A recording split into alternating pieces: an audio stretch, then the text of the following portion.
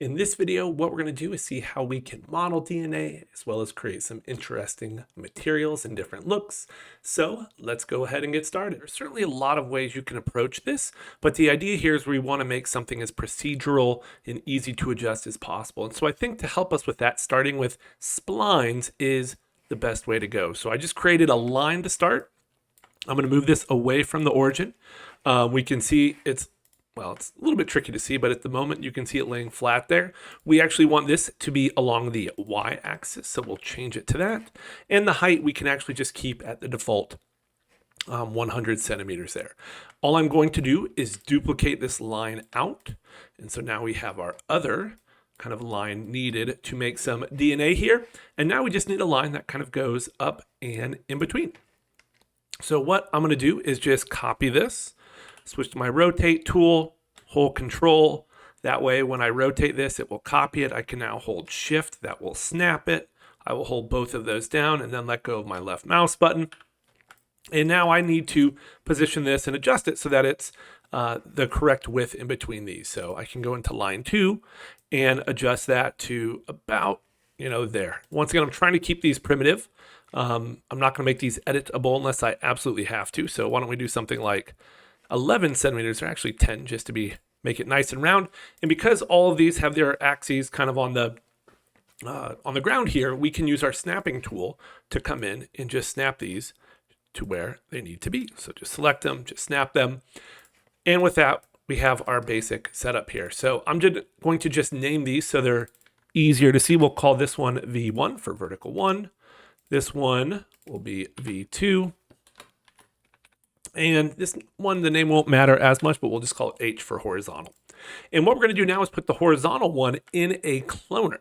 So I'm going to hold Alt or Option with the H selected. I'm going to create a cloner and it will place that inside.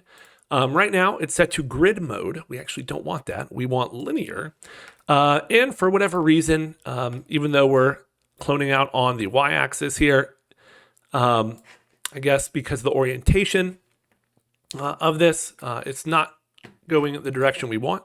So what we'll do is just zero out the Y. I believe it's the X we actually want. It is.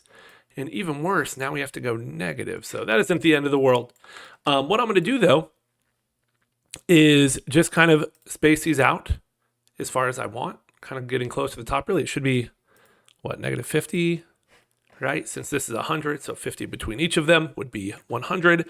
And then I can switch the mode from per step here to endpoint. And with that, I can now adjust these and add as many as I want. So maybe we do something like, actually that's probably too many. Not that I know. Certainly would help to have an image up of DNA that you were trying to replicate. Certainly a lot of different styles you can create. So now we have the basic setup here. And what we're going to do is twist this, kind of create the first helix. So DNA is a double helix, so we will need to kind of figure that out here in a second. So what I'm going to do is group all these objects together. So just right click and group. And what we'll do is put a twist in there. So I'm going to come here to my deformers, find twist. And what I might do is make it a child of one of the vertical lines and hit fit to parent so we at least get the height correct. And then I'll just kind of move it out. And this deformer is going to work on everything that's inside the group here. So that's the idea and reasoning behind grouping this. I'm going to go to a top view, so F2, and zoom in. Not really seeing the twist, but I guess that's because its size is set to 0 on 2 of these axes. So I want to make it a little bit larger and then kind of adjust it as necessary. So I think like 1 works there, and really it should be what, 10? Maybe something like this. If we want to make it a little bit larger, that's fine. So maybe 10.3, just to give us a little bit of wiggle room there. So that's looking good. And now we can twist this as much or as little as you want. And if you look closely, you'll see it's kind of working, but not really, right? If I hide the twist deformer, it'll be a little bit easier to kind of visualize what's happening. The horizontal ones are definitely twisting. Our vertical ones are not. And that's because we didn't add enough points here. So we can select both of these and add as many points as we want. This is one of the advantages of keeping this procedural, is that we can adjust this like so. And I'm gonna actually do the same here with our horizontal ones for a little bit later on. And so now we have kind of our single helix, okay?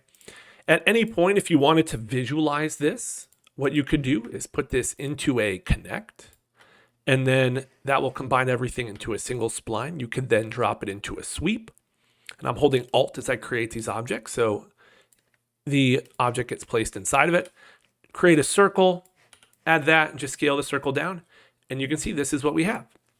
And you may be wondering why we're not just creating the geometry this way. You absolutely could, but as we'll see, I think there might be some better options, especially if you want to get a little bit more detail. And we're eventually going to end up using the volume builder for this. So can take the group out, sweep, and so this is our single helix, okay? And what we'll do now is create our helix shape to kind of wrap this on. So right now the helix is way too large. It's not orientated the right way. We want it to be orientated along the y-axis or on the x and z plane. So I'll move this off to the side here. You can see it's way too large. And I'm going to turn down the start radius here in the object tab to something like 2 centimeters each. Maybe we can go a little bit larger. This is absolutely something you can adjust. And then I'm going to make the height similar to what we had. So that should be around 100. Doesn't have to be exact here, but there's our second helix. And we're going to take this and then put it around that. I almost wish I'd kept this in a sweep because it will be a little bit easier to visualize. So why don't I go ahead and do that really quick. So connect, held down Option there, or I'm sorry, Alt or Option, did the same thing for the sweep. Create a circle, place it in there, and I can just adjust the radius to something very small. Great. So what I'm going to have to do now is group this. And part of that is just because of the sweep, although, yeah, I would have had to do it anyway, even with our previous group, which we can call Splines, and you could call it something like single helix, but I don't think we need to. So this will eventually be double helix Splines, and I do want to make sure I'm naming things, and ideally getting the correct uppercase and lowercase. So we have that. What I'm going to do is create a spline wrap deformer. Drag that inside. Okay, our group. You can see it automatically fits to parent, which is great. I wish all of them did that.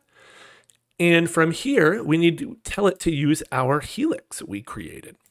And so it is doing so, but along the x-axis, and we built this along the y. So when our spline wrap, that's what we need to do is change this to the y-axis.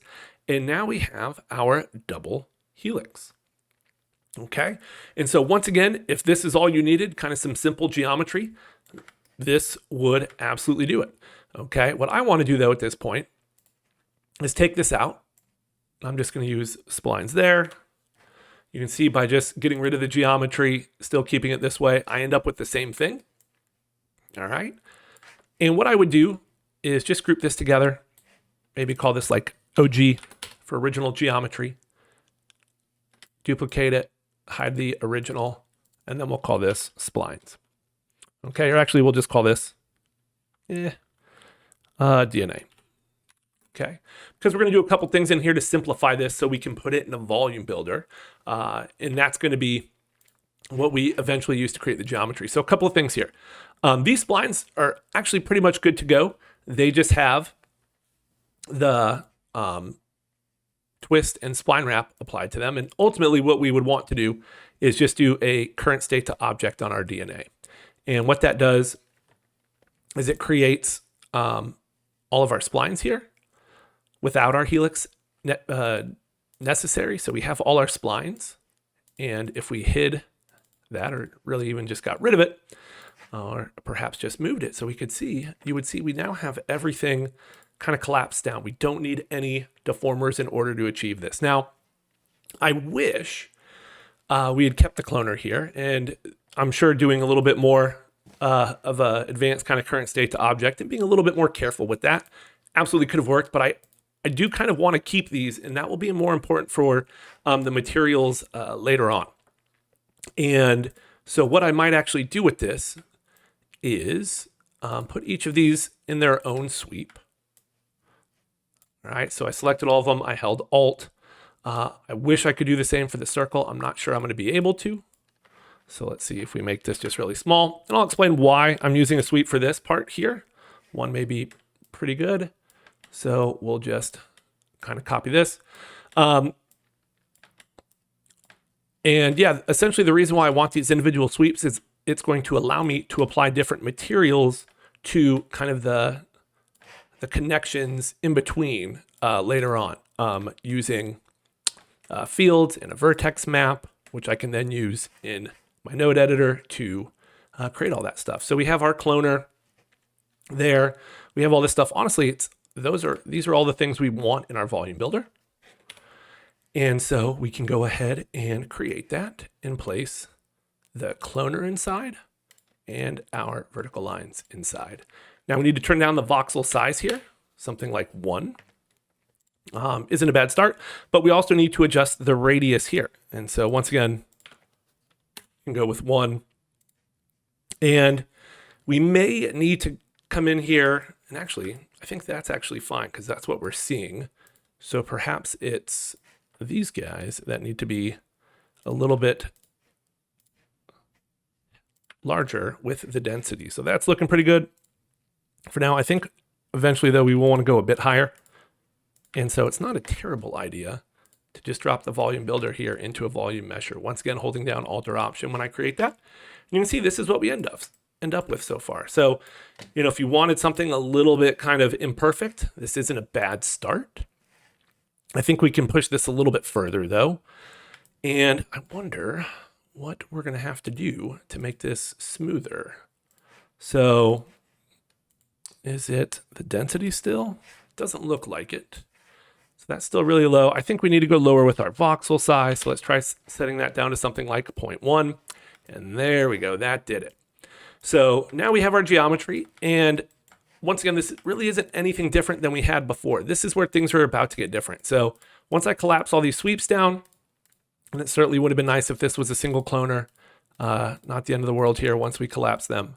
But we can now go into the sweep.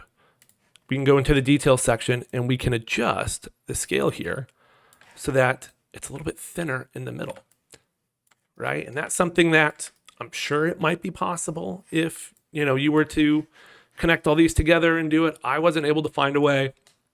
It would have been nice, like I said, had I kept this as a single cloner, just had to do this once, but as long as we have them all selected, that's fine. So I do kind of like that. Okay, back in the volume builder, we can also add a smooth. You can see that too is nice, how it's smoothing things out. If our sweeps are getting a little bit too small, right, we could always come in to the circles and adjust them as well. But just to save time, I think we'll just kind of do something like that. Okay, so that's looking pretty good. Now at this point, you could make it editable. Okay, and then use something like a displacer to add some geometry and, or do it all in your material. But if we wanted to add some other detail to this, we can do that using the random field. So I have my random field. I will add it to my volume builder. There we go. Make sure it's above everything in our object manager. And in our list here for the volume builder, I actually want it beneath the smooth. Let's actually turn it off so we can see what we're working with here. And we're going to switch the creation space to objects below. And you can see right away, we're getting some interesting extra detail. We may need to come into the random field here and say adjust the scale to make this smaller. And now we can get something that, looks like this. And that's kind of neat. Keep in mind, we have, actually not so much that, all these different noise types. So if you want a little bit different pattern, it might be possible to get something you like a little bit better, or that looks different, by using some of these different noise patterns. Keep in mind though, you may be limited by the number of polygons you have. That does appear to be the case here. So, just keep that in mind. With the smooth, you can see that gets rid of all of it. We can just kind of toggle that down to preserve some of it while still smoothing things out. You could put it above so the smooth happens kind of before the random field. Quite a few ways you can work with this to get it to the way you want. I do want it perhaps a bit smooth. So something like that looks pretty good. And that's the idea behind the volume builder here, is that we have this done kind of procedurally. And so now at any point, I could come back into the sweeps, adjust the thickness here. I could adjust the, I guess I can't adjust some of the other things related to our helix. The good news is, clean this up a bit, I do have the original. So at any point, if I did need to kind of go back and work with my original splines to have it twist more, twist less, change the helix to have more turns, I could absolutely do that relatively easily. I don't think we actually need this. So, well, we'll keep it though just for fun. That is essentially it for modeling it. Okay, the last thing I would say here is if you were going to keep this as a volume builder and a volume mesher object, to cache this. So that way it makes Cinema 4D's life a little bit easier. So create a cache layer, you can see it's red, meaning it's not being used. Could hit cache. If you're working with an animation, you can check that. And now this is cached, and so it's not having to generate or think about really what's going on inside the volume builder nearly as much. And so that will do it for the modeling portion. All right, so let's move on to the materials. Unfortunately, adding the fields was not as easy as I thought. So I wanted to quickly just kind of go over how I did this. The short answer is I had to place each of these fields individually. Unfortunately, because of the way I made this using deformers and with the cloner, the sweeps didn't retain the rotation and therefore it didn't make it as easy as I would have liked. So I'll just kind of go through the process once. It was very repetitive, so no need to kind of do it for each one for you guys. But essentially in each of the sweeps, what I did is I created a random field, not a random field, a cylindrical field, made it a child. And I did have to go in and center the axis. So this allowed the axis there, and then I could come into the field and just center it. Now, from there, what I had to do was kind of shorten it, adjust the radius, and I do want to use the values I used here. So 5.5 and 1.5. Great. And then I had to go through and rotate it. And that was actually the trickiest part because each of these is rotated a little bit kind of off axis. So it's not perfectly straight. It's a little bit up and down. And honestly, it doesn't matter if it's a little bit off, as you'll see. So adding the fields was quite a bit more work than I expected.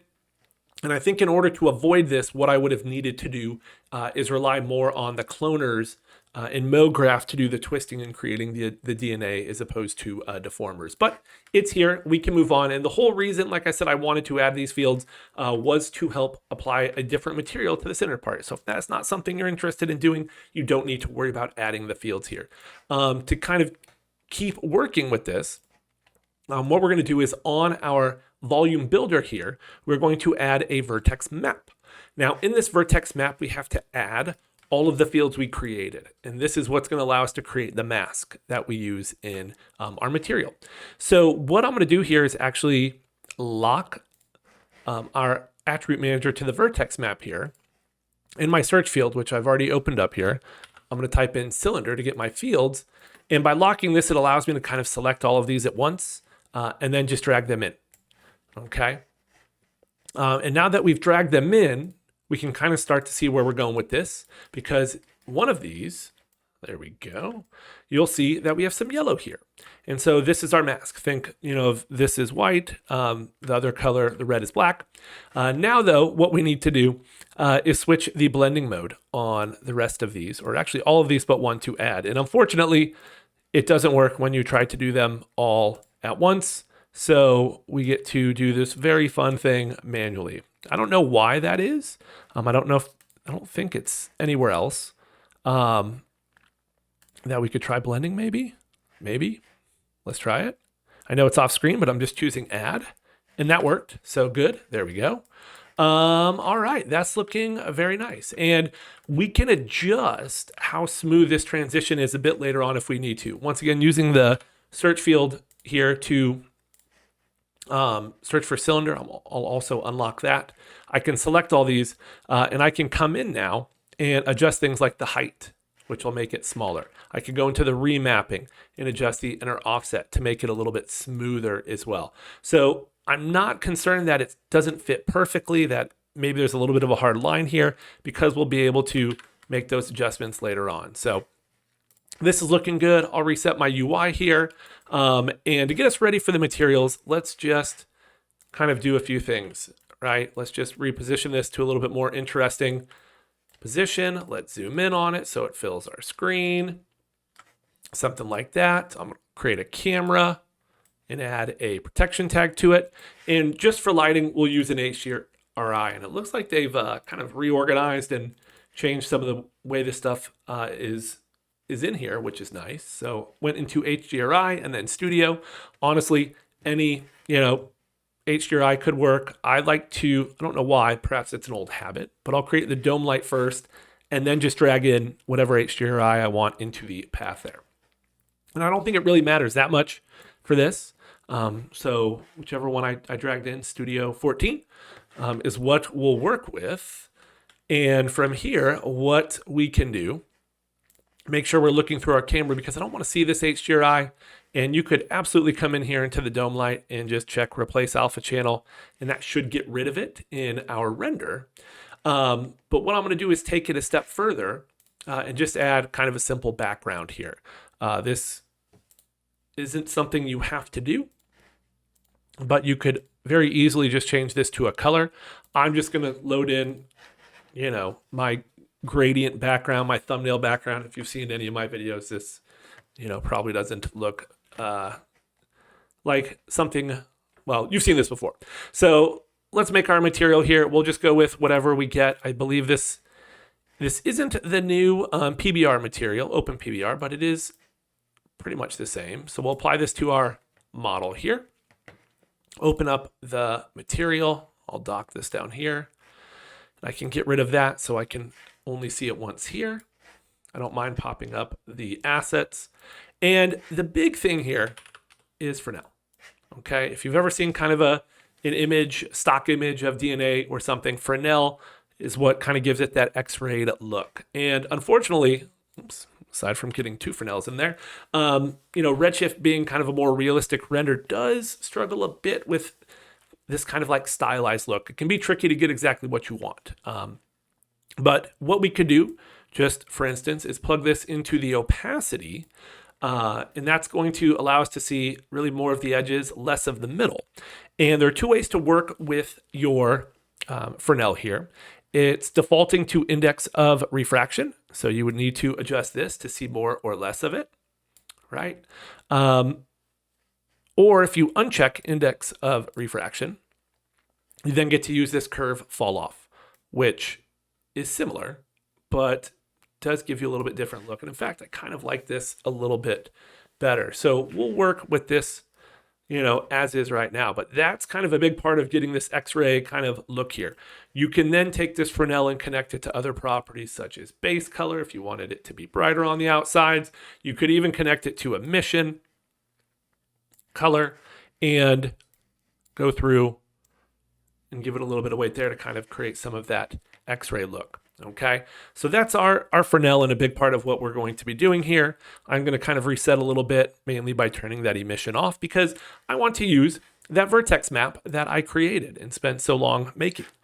So what I'll do is come over here and search for vertex attribute, drag that in, and then drag my vertex map right into there. We connect the out color of our vertex just so we can see it. We'll connect our out color to our base color, and there we have it. There is our vertex map. You can see it's black and white. And once again, we can go into those fields, select those fields, and adjust the remapping if necessary. That's not going to be the best way to do that. So back in the search field I go to select them all up here. And once again, if I don't like how hard of an edge that is, I could come into the field and maybe I adjust the radius a little bit, right? Maybe instead of 5, 4.75. Works a little bit better, a little bit smoother. I can go in the remapping here and adjust the inner offset. That too should smooth things out a little bit and just get something I'm happy with. Okay. Now you can use this vertex attribute is say a mask. So for instance, if I did say a color mix, okay, I could plug this into the mix amount here and then set my color mix to the two colors I want. So red and I don't know, green. Okay, something like that. All right, something super primary and, terrible color palette. So we have something like that. And that's the whole point of this vertex map, is to work with it like this. And now we could plug this in to a variety of different places, combine it with our Fresnel, and even use another color mix, so to speak, so that we only get the color, where the Fresnel is. But we connect this to the opacity now. We get something that looks like that. Another place you could try plugging in the Fresnel might be into the transmission color. Okay.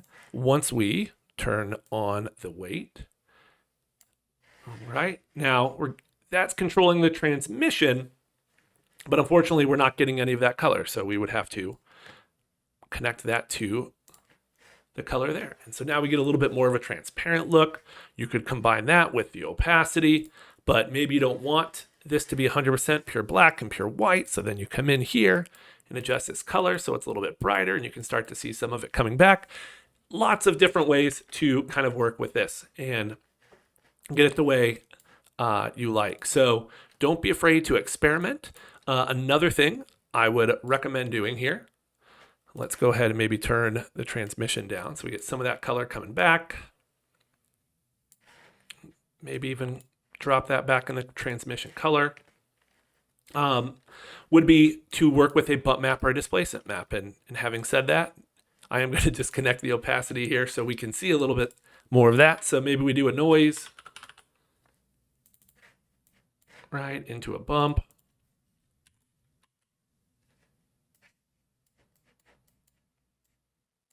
Connect it to the input there, do that.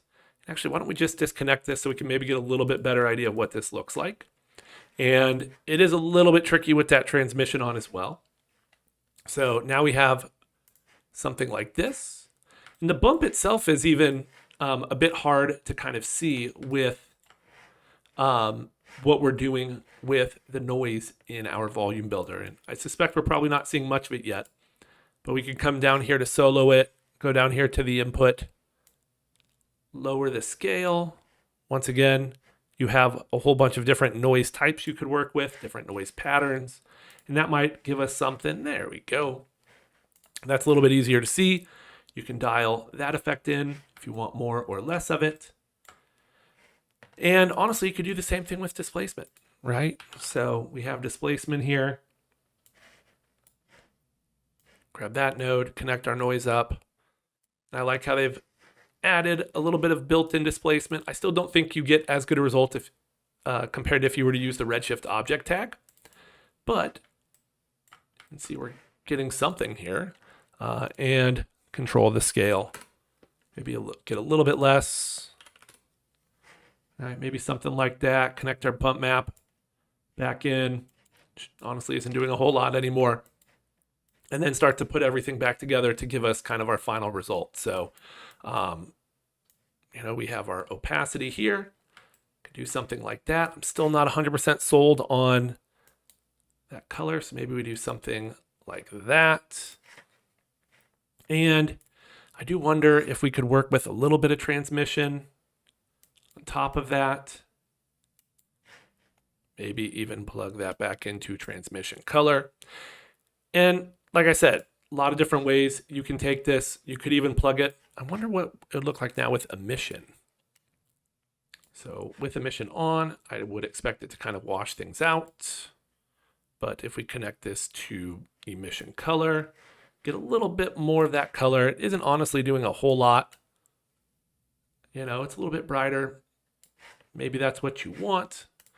Back in our camera, we now have something like this. And I don't like that emission nearly that high, but this is kind of, the end result here. And there's like I said, a lot of different ways you can take it. If you Google DNA, you're going to see a lot of different approaches and styles to creating something like this. But I think everything I've gone over with the Maxon noise, with the Fresnel, would allow you to kind of replicate a lot of those different looks. So I think that will do it for this one. If there's anything else you would like to see, please leave me a comment down below. And if you found this video helpful, I'd appreciate it if you could like it and subscribe to my channel. Until next time, take care.